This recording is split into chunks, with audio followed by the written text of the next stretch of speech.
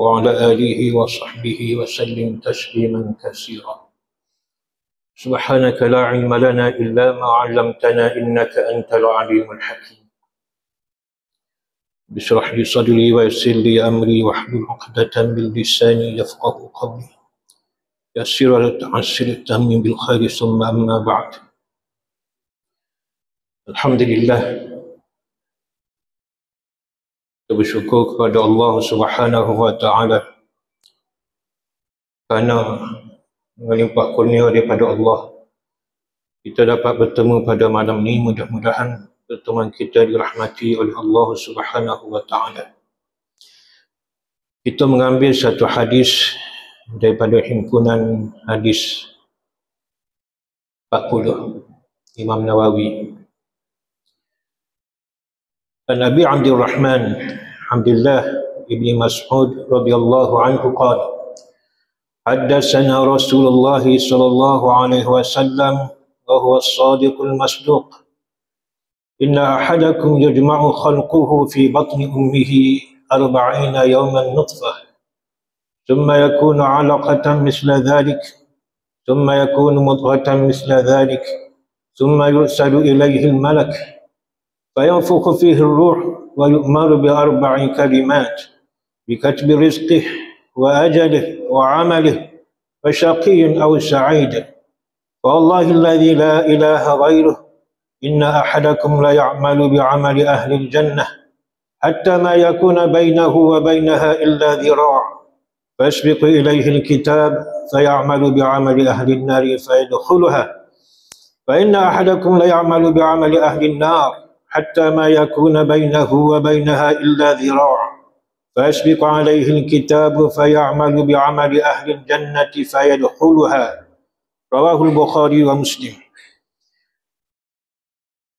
Diriwayatkan oleh Bukhari dan Muslim dari Abu Abdurrahman Abdullah bin Mas'ud radhiyallahu anhu, katanya telah menceritakan kepada kami oleh Rasulullah sallallahu alaihi wasallam, yang mana baginda ialah yang benar lagi dibenarkan, iaitu benar segala kata-katanya dan dibenarkan segala perbuatannya. Kata Nabi sallallahu alaihi wasallam, sesungguhnya setiap seorang daripada kamu, iaitu semua kita ni, dihimpunkan kejadian kita di dalam perut ibunya selama 40 hari dalam bentuk air mani. Kemudian ia jadi segumpal darah seperti yang sedemikian itu selama 40 hari. Kemudian ia jadi seketul daging seperti yang demikian itu, iaitu 40 hari.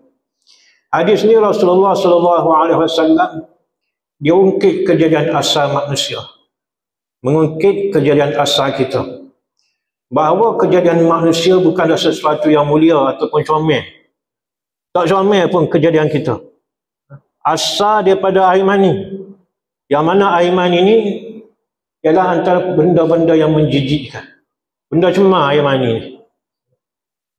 Dia kata benda comel ke, burger ke. Kalau tumpah atas-atas pun kita tak kutip benda tu. Kalau kata tumpah atas-atas, kita ambil benda dari poket, sayang. Tak. Dia benda tak comel. Benda kotor air mani ni. Kemudian jadi segumpal darah. Lepas tu baru jadi seketul daging. Asal kita semua sekali ni adalah asal daripada benda-benda yang tak comel pun. Kalau nak kira. Benda yang tak bersih, benda yang kotor. Sewajarnya dengan kejadian yang sebegitu, manusia tidak boleh merasa takabur ataupun menyombongkan diri dia. Sebab tu kalau kita nak sombong, kita nak takabur, nak akad diri kita, nak merasakan kita mulia, ingat balik asal kejadian kita. Semuanya tak comel. Tubik pun daripada benda tak comel. Air mani, dia tidak tubik kot mulut, dia tidak tubik kot telinga, dia tubik kot kemaluan. Masuk pun ke kemaluan, dan kita beranak pun tubik ke tempat tu juga. Tidak kata tubik kot kepala, kot hidung, tempat mulia dah. Jadi asal kejadian manusia diungkit oleh Rasulullah SAW bahawa tak comel pun. Jangan duk akad diri sangat, jangan duk takabur, jangan duk menyombongkan diri. ingat asal-usul kejadian kita. Dan asal Nabi Adam, asal hak lebih asal lagi, asal hak dulu, hak Nabi Adam asal. Asal apa je kata benda hak mulia. Tidak kata kita ni berasal daripada emas, permata ke, belian. Tak. Asal daripada tin, tanah. Tin ni tanah hak paat, hak bau dia tak sedap. Sebab tu Iblis bila tengok kejadian manusia, dia meremehkan kejadian manusia. Dia tak berasa kita ni mulia. Sebab asal kita daripada tanah yang lembab, yang paat. Sedangkan dia berasal daripada api yang mulia, yang hebat. Dia anggap lagu tu.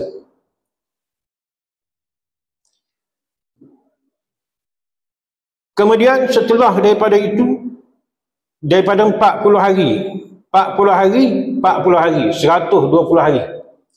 Selepas 120 hari kita berada di dalam perut mak kita. Lalu Nabi SAW menceritakan apa yang berlaku dalam perut ketika itu. Apa dia? Summa yursalu ilaihil malak. Dia hantar satu malaikat kepada janin tersebut. Pada kita, cerita kita dalam perut mak kita tu, hari tu. Semua kita lalu benda ni, cuma kita tak ingat. Mari malaikat. Fayanfukhu fihi ruh. Lalu ditiup ruh ke dalam janin yang tersebut. Selepas 3 bulan, 4 bulan, selepas 120 hari. Sebab tu kalau isteri kita hamil ke, selepas 120 hari baru bunyi jatuh. Sebelum pada tu tak cek tak bunyi. Sebab tak ada ruh lagi. 120 hari dalam perut mak kita 4 bulan. 5 bulan sebelum nak lahir, Allah Taala tetapkan 4 perkara. 4 perkara ditetapkan 5 bulan sebelum kita lahir. Apa tu? Bikatbi rizki. Jangan ditetapkan pada janin tersebut ataupun pada manusia tersebut rezeki dia. Wa ajalih, dan ajal kematian dia. Berapa tahun umur dia hidup. Dan amalannya. Baik buruk amalan dia. Dan derita ataupun bahagia dia. Maknanya kita ni sebelum lahir itu ada dah tarikh mati. Bukan kita tubik baru ada. 5 bulan lagi nak beranak, ada dah tarikh mati setiap manusia. Kita ni. Kita lahir dengan pakej yang cukup lengkap. Tarikh kematian tu dah ditetapkan. Cuma kita yang tak tahu. Kita yang berangan-angan. Tinggi, jauh angan-angan kita. Esok nak buat apa esok? Ada dah daripada kita. Esok pagi nak makan roti canai, tengah hari sikit nak pergi pak ni, tengah hari sikit nak pergi kerja, tengah hari ada kebetulan. Siap dah kita. Esok siap dah, lusa siap dah, bahkan tahun depan itu sudah dah. Kalau kita nak susun. Sedangkan apa yang disusun oleh Allah Subhanahu Wa Taala mungkin lepas pada ni. Mungkin tubik pada masjid ni mati. Contoh. Pukul 9 mati. Pagi esok pukul 8 duduk dalam kubur dah. 8 1 minit dah usah jawab dengan malaikat. Kalau kita cedek pukul 8 esok roti canai. Kalau tetap pukul 8 esok usah jawab dah dengan malaikat muka nakir. Lain. Malam ni sedia dah. Siap dah kain kapal kita. Anak kita tak kena ambil lagi. Masuk email. Dia kita tu ada dah. Kata tu. Sebab tarikh kematian ada dah kita. Tetap. Setiap pada kita ada dah satu saat yang bila sampai saat tu temu mati. Qul innal mauta alladhi tafirruna minhu fa innahu mulaqikum. Allah menyebut kematian yang kamu lari pada dia, dia akan bertembung dengan kamu. Kita lari, duk gamuk mati tu kejar kita, duk dia duk depan. Tembung kita dengan kematian. Ada dah tarikh mati. Rezeki ada dah. Cemuk mana. Bahagia, derita semua ada dah. Lalu Nabi SAW menyambung hadis ni. Kata Nabi SAW, dan demi Allah, sesungguhnya akan ada salah seorang daripada kamu yang mengerjakan dengan amalan ahli syurga sepanjang hayat dia. Sepanjang hayat dia, dia beramal dengan amalan ahli syurga. Ahli ta'at, ahli ibadah, tolebah, ustaz, ahli masjid. Ada kata Nabi, sepanjang hayat dia, dia beramal dengan amalan yang baik. Sehingga dia dengan syurga ni tengah zira', satu hasta. Hanya kematian yang memisahkan dia dari syurga. Dekat sangat dah nak masuk syurga. Tapi kata Nabi SAW, takdir Allah Subhanahu wa taala mengatasi dia. Allah mengkehendaki yang sebalik daripada tu. Tiba-tiba bila dekat nak mati, nak meninggal dunia, Allah balikkan hati dia. Wal'iyazubillah.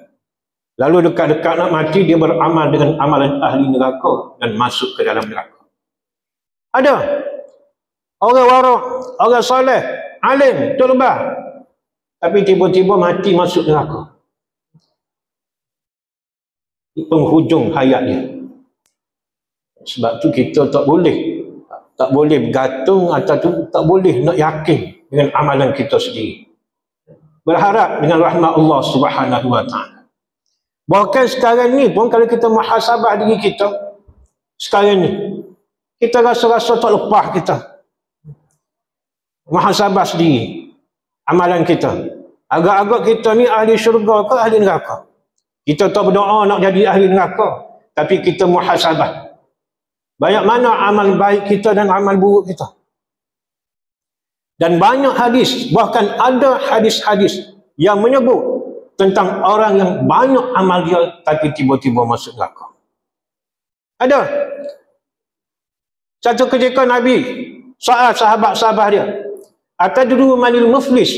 Wahai sahabatku, kamu tahu ke apa ini maksudkan dengan muflis, bankrupt? Kata sahabat, al-muflisu fina man la dinarun lahu wa la dirham. Orang yang muflis di kalangan kita ni, ya Rasulullah, orang tak ada biti, bankrupt, tak ada biti. Kata Nabi SAW, tak, salah. Orang muflis, orang yang bila mati dia banyak amal-amal baik. Dia bawa kepada Allah Subhanahu wa taala dengan amal kebaikan yang banyak. Taat dia, ibadat dia banyak, baca Quran dia banyak, sedekah dia banyak. Tapi dia ada masalah dengan manusia.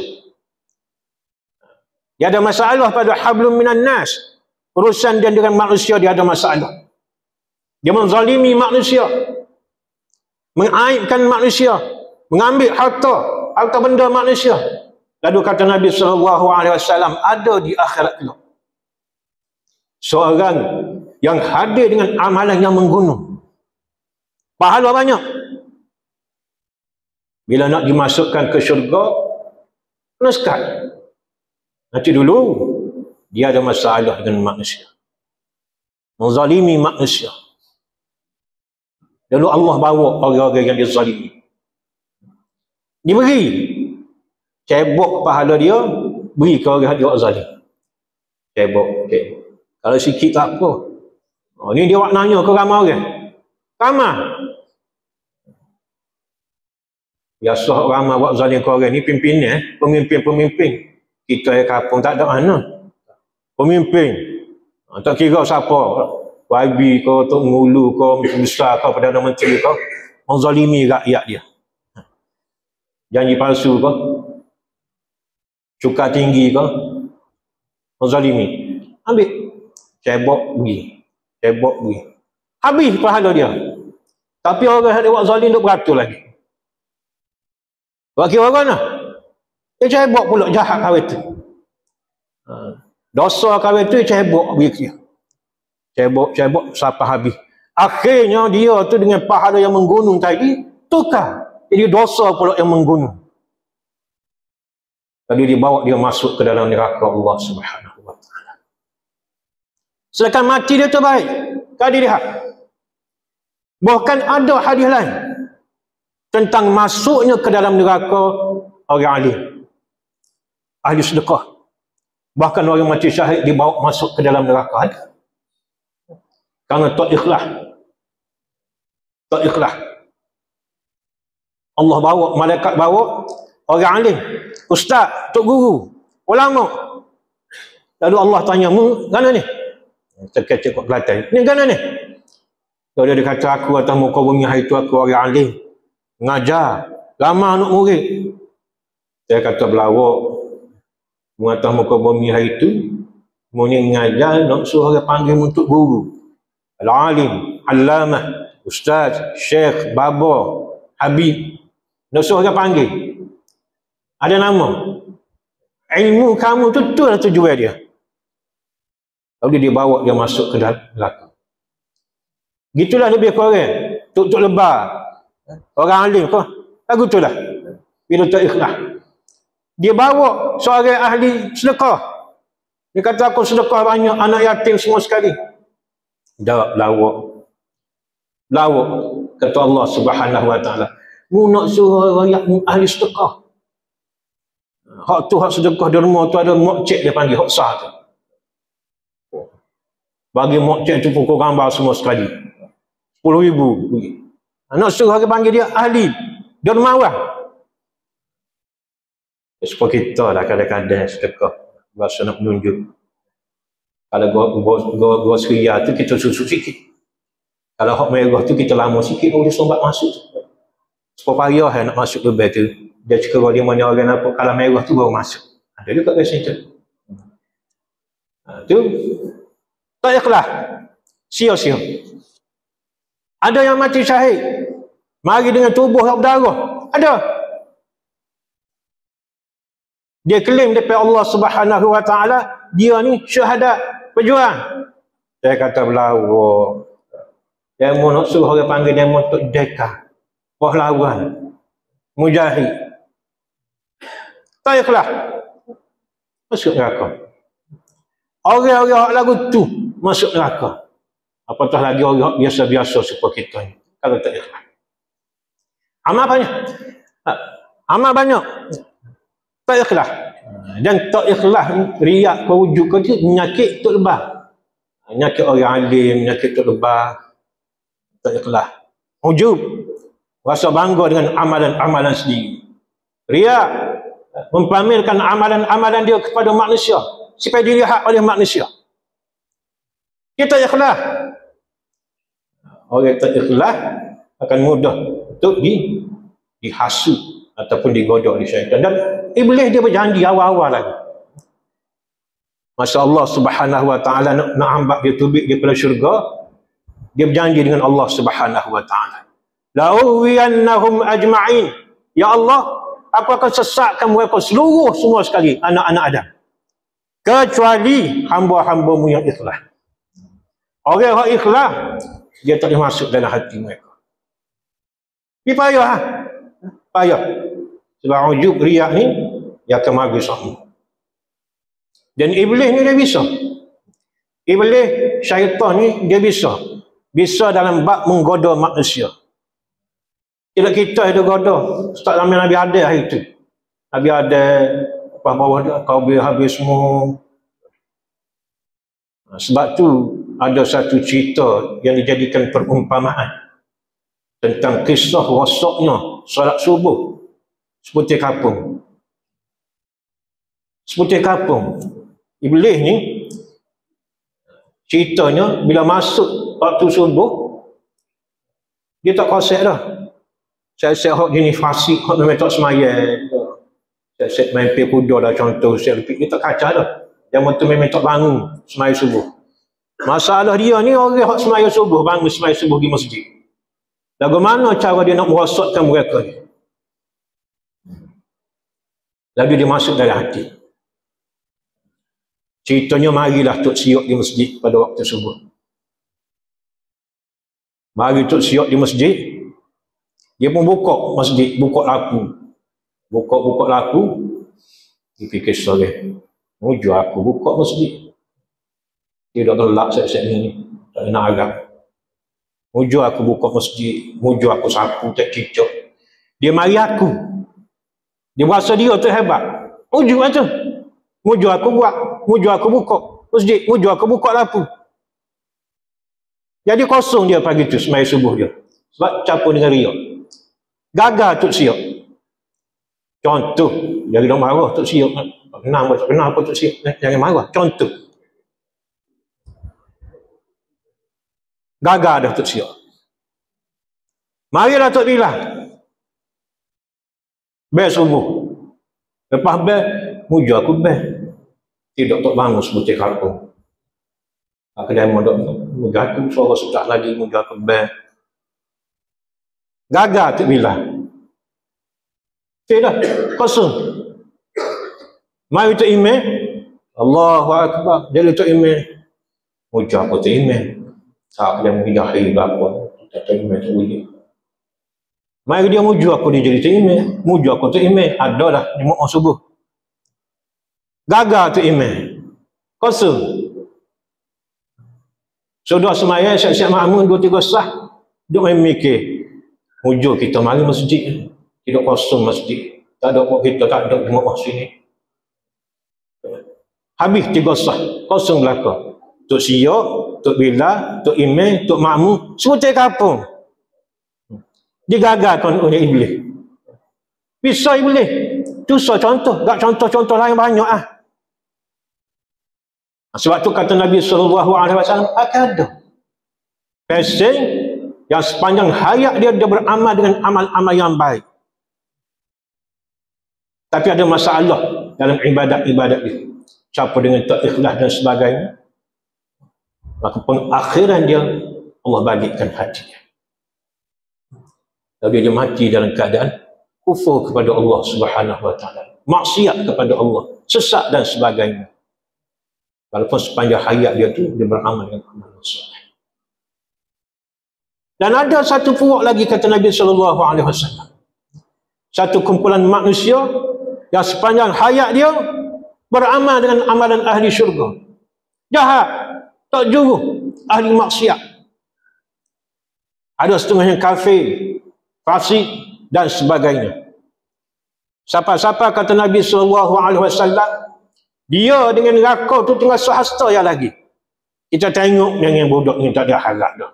Kalau tengok budak ni neraka dah. Kadang-kadang dia fikir tengok, budak ni tak tahulah akhirat lagu mana. Nak jadi mana. Nampak tu pemain neraka dah. Tapi tiba-tiba kata Nabi SAW, dekat-dekat nak mati, Allah beri hidayah kepada dia. Dibalikkan hati dia. Boleh hidayah daripada Allah Subhanahu wa taala. Beramal dia dengan amalan ahli syurga di akhir-akhir hayat dia. Mati lalu masuk syurga. Sepanjang hayat kafir ada. Biasa kita dengar cerita orang tua kafir masuk Islam. 3 hari mati. Hidayah tu milik Allah Subhanahu wa taala. Siapa tahu? Dan bagi hidayah tu banyak wasilah dia. Banyak wasilah hidayah. Ada setengah orang dapat hidayah dengan cara dengar ceramah. Ada seorang, kita baca dalam 2-3 tahun lepas, seorang wanita di sebuah negeri, negara di Eropah, masuk Islam sebab spanduk. Masuk Islam ni sebab surat dalil lah. Kita kata kocek dia masuk Islam sebab surat dalil. Sedangkan itu boleh menyelamatkan dia daripada neraka Allah.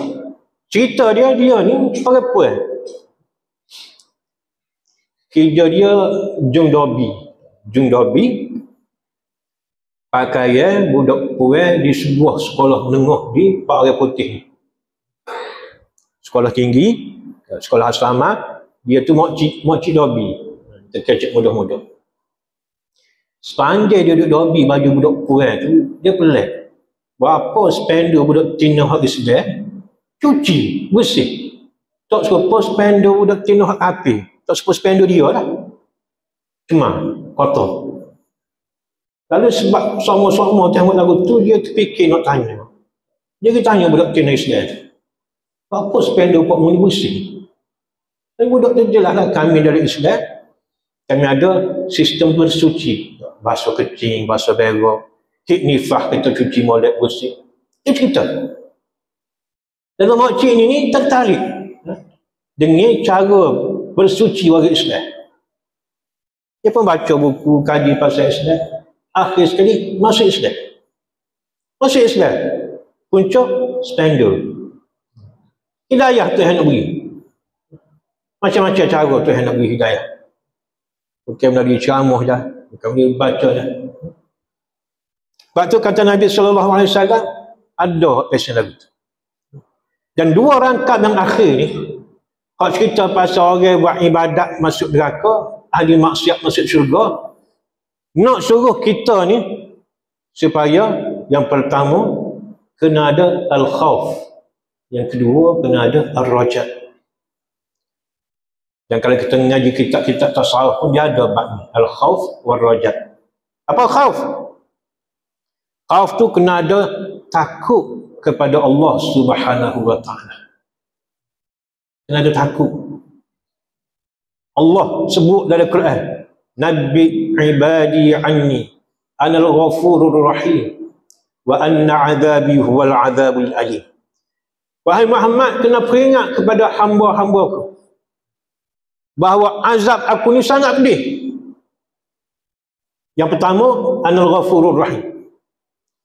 Waya bahawa aku ni sangat pengampun dan sangat kasihan belah. Kayak gitu kepada umat. Tapi bila-bila lagu tu, wa anna azabi, azab aku, azab yang sangat pedih. Pengampun, tapi dalam masa yang sama azab Allah tu sangat pedih. Sebab tu kena ada al-khawf. Yang pertama, takut kepada Allah Subhanahu wa ta'ala. Takut dengan macam-macam takut lah. Takut azab Allah Subhanahu wa ta'ala. Takut kita dimatikan dalam su'ul khatimah. Wali'iyahzubillah. Yang kedua, ar-rajal. Berharap kepada keampunan Allah Subhanahu wa ta'ala. Jangan putus asa daripada rahmat Allah Subhanahu wa ta'ala. Kerana orang yang putus asa daripada rahmat Allah, dia seolah-olah tidak merasakan adanya Tuhan yang boleh memberi penyelesaian terhadap masalah-masalah dia. Dia putus asa. Ikutlah. Ataupun setengah tu kita putus asa daripada nak mendidik anak-anak kita. Ada. Aku ni tak ada harap dia ikut lah, aku pergi dan nak jadi gapo. Tuhan anak kita.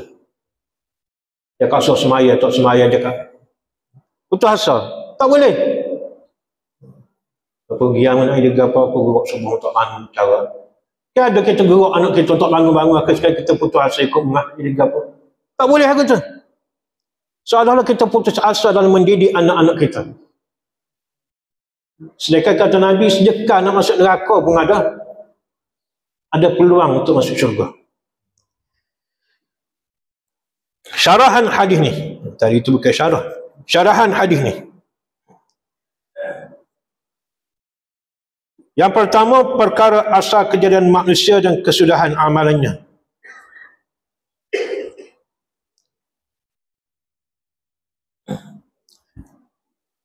Syarahannya, hadis yang keempat ini diriwayatkan oleh Abu Abdurrahman Abdullah bin Mas'ud bin Ghafil bin Habib. Beliau adalah di antara orang-orang yang mendahului memeluk agama Islam serta terhitung dari golongan pembesar sahabat Rasulullah. Dan beliau adalah orang yang amat berani membaca Al-Quran di Mekah secara berterang-terang hingga kerananya dia pernah diseksa. Abdullah bin Mas'ud ni sahabat Nabi yang mula-mula, antara yang mula-mula memeluk agama Islam, yang meriwayatkan hadis ni. Hadis yang kita baca tadi. Terkenal sebagai seorang sahabat yang berani.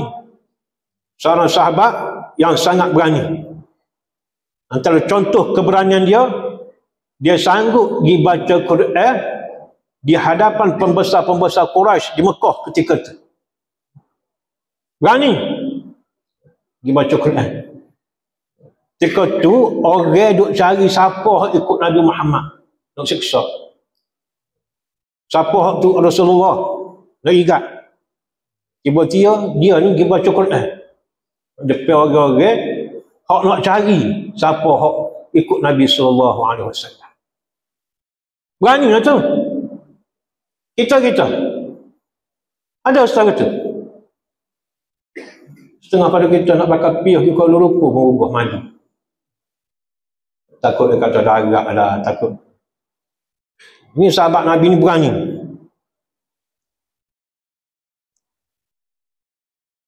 Di samping itu Abdullah bin Mas'ud adalah khadam Rasulullah yang setia. Kemana saja Rasul pergi, beliau tidak tinggalkan, turut sama. Dia tidak pernah berenggang dari Rasul sama ada di rumah maupun dalam perjalanan. Beliau adalah seorang yang kuruh badannya. Abdullah bin Mas'ud ni halus, kuruh. Bahkan tak silap hamba dalam satu peperangan, ada sekali tu terselok jubah dia. Sahabat-sahabat Nabi suka. Tergelak. Sebab kuruh, kering, polidi. Contoh. Betih Abdullah bin Mas'ud. Kita dengar cerita dia berani, kita ramai. Kalau dia bagi support kita, kata sadu, kau berapa support ahli gusti. Tak. Aduh ya. Aduh. Tapi berani berhadapan dengan pembesar-pembesar Quraisy. Dah lah kuruh. Hitam warna kulitnya. Lagi pendek. Cukup lengkap. Kuruh, hitam pendek. Maknanya tak ada unsur-unsur handsome langsung lah. Lak lagi dan sebagainya. Tetapi ini telah menjadi kurang dan hina peribaginya. Kerana beliau adalah lautan ilmu dan karung yang penuh dengan pengetahuan. Demikian menurut pengakuan Sayyidina Umar kepada beliau. Walaupun begitu, kecil halus kuruh ni, tapi Abdullah bin Mas'ud antara sahabat Nabi yang alim, yang luas pengetahuan dia, yang banyak meriwayatkan hadis-hadis Rasulullah SAW dan berani, terkenal dengan sebab keberanian dia. Dan Sayyidina Umar pernah memuji tentang ilmu-ilmu Abdullah bin Mas'ud.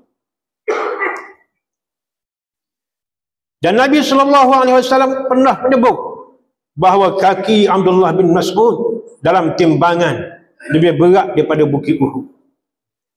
Kaki Abdullah bin Mas'ud ni di sisi Allah Subhanahu Wa Taala lebih berat pada bukit Uhud. Siapa biasa pergi Mekah dia tahulah bukit Uhud tu besar mana. Yang bukit Uhud ni dia batu. Dia batu. Nak ayat nilaian di sisi Allah Subhanahu Wa Taala tu Abdullah bin Mas'ud besar, hebat. Kenapa? Kerana dia tu alim.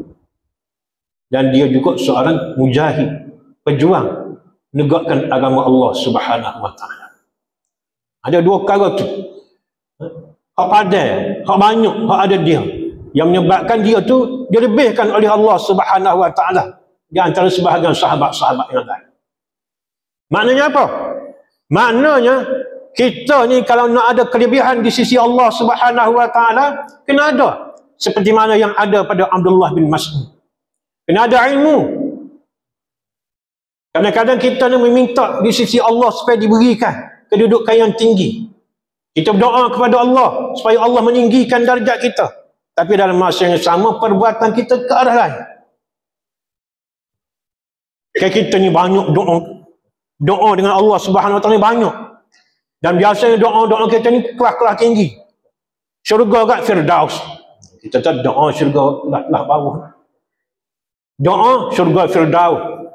Nak duduk sekali dengan Nabi SAW bersama dengan para sahabat alaihissalam. Nak duduk tempat tu comel menang. Tapi amalan tu tak padat sangat. Sakai nak tak padat kita ni dengan doa kita. Kadang-kadang berasa malu seorang berdoa. Dia supaya dalam satu syarikat tu, dia gaji tinggi sekali CEO, bos. Hak rendah, cleaner, baju cuci. Kita tidak kata nak hina cleaner, nak ayatnya, hak rendah tu cleaner. Tapi kalau cleaner tu, dia minta gaji CEO agak-agak orang nak beri tak? Agak-agak. Dianya cleaner, minta gaji CEO. Orang beri gaji cleaner macam. Hamba tak say gaji ni. Hamba nak gaji CEO. Agak orang nak beri. Orang tak beri. Kalau ngamuk dia minta berapa kali, gak dah dia. Gila dah dia. Gak kita-kita. Biar kau lagu tu lah. Minta nak masuk syurga tinggi. Amal dia baik benar kita. Baik kali malaikat pun tengok kita lagu tu. Gila dia ni. Baik hadi lah. Tak mau kita doa lagu ni, kita pergi buat lagu lain. Kita minta kepada Allah supaya diberikan kesihatan kepada kita. Kita lepas subuh, rokok 2 batang. Subuh saat ni berdoa, ya Allah berikanlah aku kesihatan yang baik. Lepas doa, rokok 2 potong. Kat pergi kedai, baca sana lagi. Kat teh lagi. Separuh. Hok susu separuh gelas. Doa supaya tak kena kecil mani. Lepas pada tu kita minum air tu memang hok nak kena kecil mani. Doa ke lain. Buat ke lain.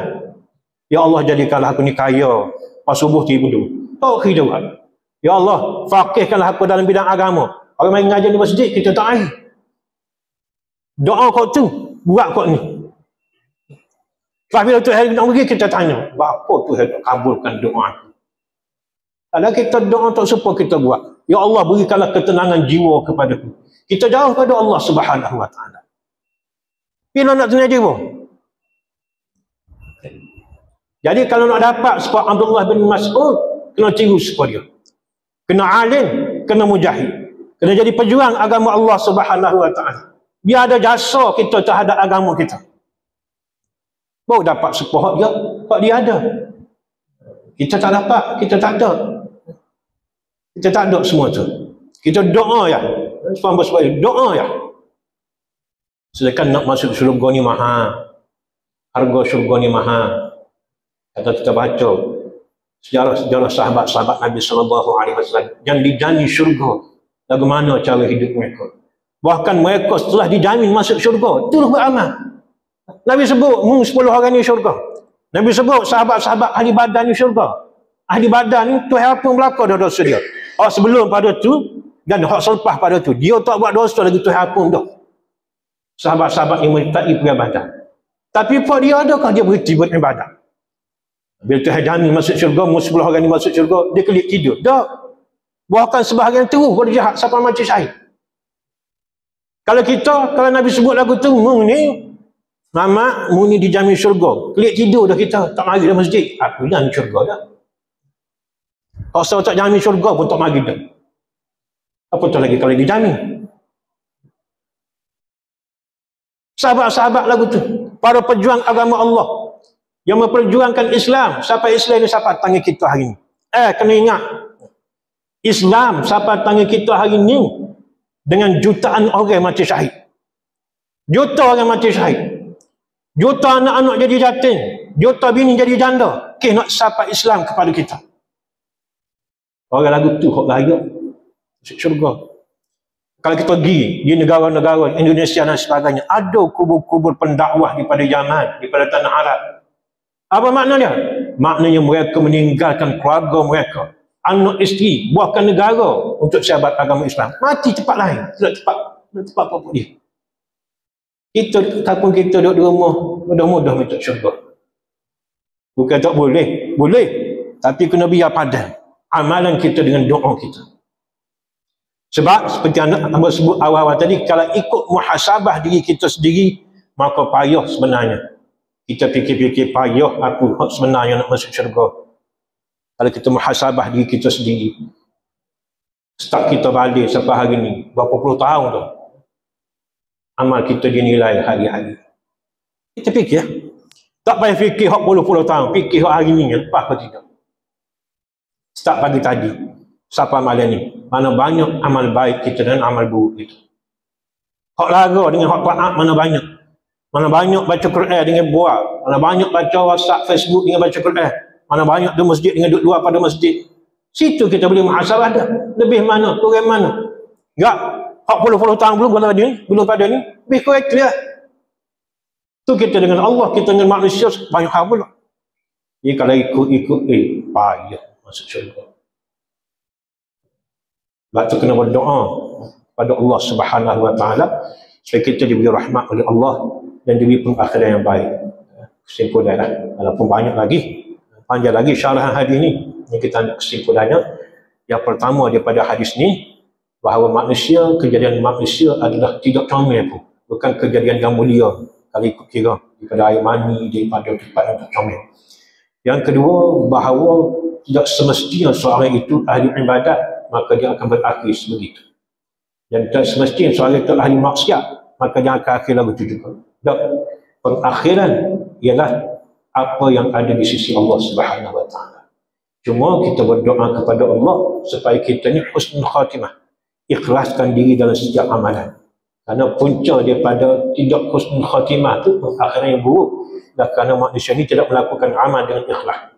Tak ikhlas, bila tak ikhlas, iblis boleh masuk dalam setiap amalan kita.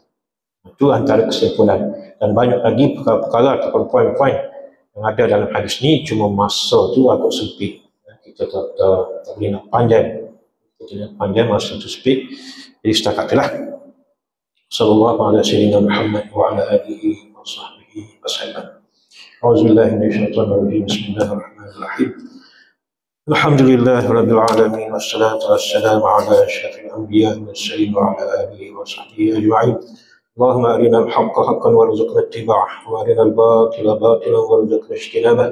اللهم اجعلنا من الذين يستمعون القول فيتبعون أحسنه. اللهم اجعلنا من التوابين واجعلنا من المتطهرين واجعلنا من عبادك الصالحين. وصلى الله على سيدنا محمد وعلى آله وصحبه وبارك وسلم والحمد لله رب العالمين.